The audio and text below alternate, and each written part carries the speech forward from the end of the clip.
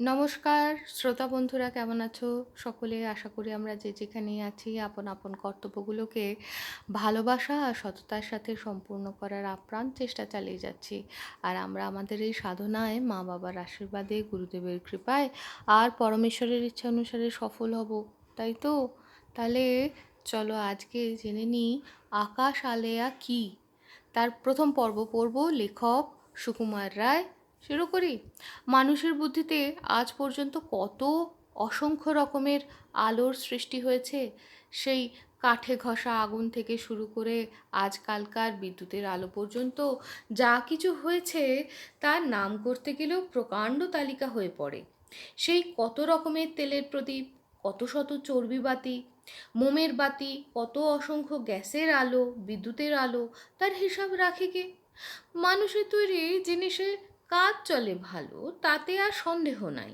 রোদের আলো আর চাঁদের আলো আর প্রকৃতির নানা খেয়ালের নানান রকমের আলো, কেবল এই নিয়ে আজকালকার নিতান্ত অসভ্য মানুষেরও জীবন চলে না।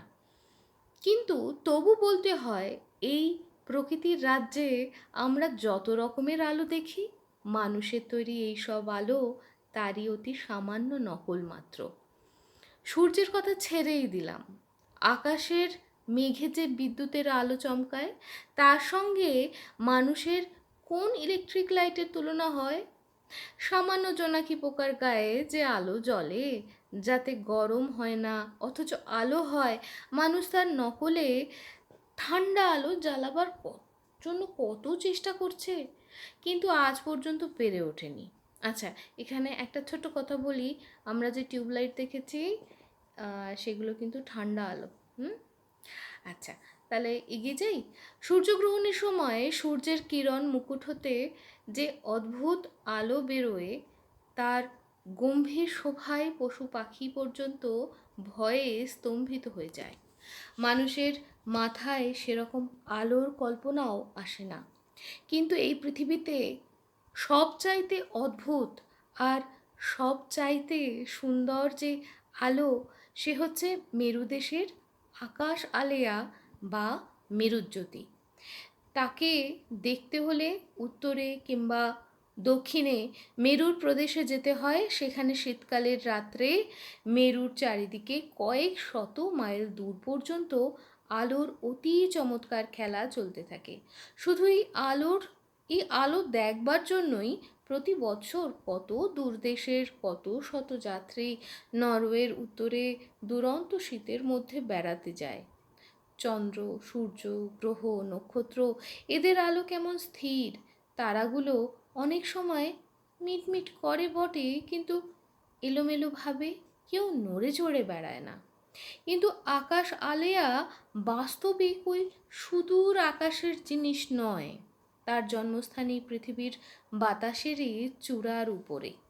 বাতাস সেখানে অসম্ভব রকম হালকা। তার উপরে সূর্যের বিদ্যুৎ কিরণ পড়ে, তাকে চঞ্চল করে, আকাশ আলেয়া সৃষ্টি করে। সুতরাং আকাশ আলেয়ার চালচলনটাও কিছু অস্থির রকমের। কিন্তু অস্থির বলতে একেবারে বিদ্যুতের মতো দুরন্ত একটা কিছু মনে করো না। তার অস্থিরতা শ্রাবণের তুফান হাওয়ার মতো নয়, বসন্তের ঝিরঝিরে বাতাসের মতো। আচ্ছা, কেমন দেখতে আর এর সম্বন্ধে আরও আমরা জেনে নেব আগামী সপ্তাহে। কিন্তু কেমন দেখতে, এসো একবার দেখে নিই। এই যে এই রকম দেখতে, কি সুন্দর না? অরোরা বোরিয়ালিস এই নামে আমরা চিনি।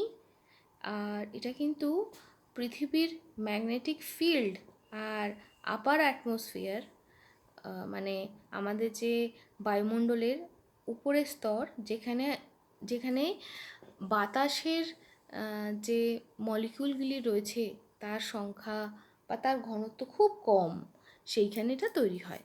তাহলে এরপরে আরও কিছু জেনে নেব পরের সপ্তাহে। তোমরা ভালো থেকো, আনন্দে থেকো। তাহলে আজ আসি, টাটা।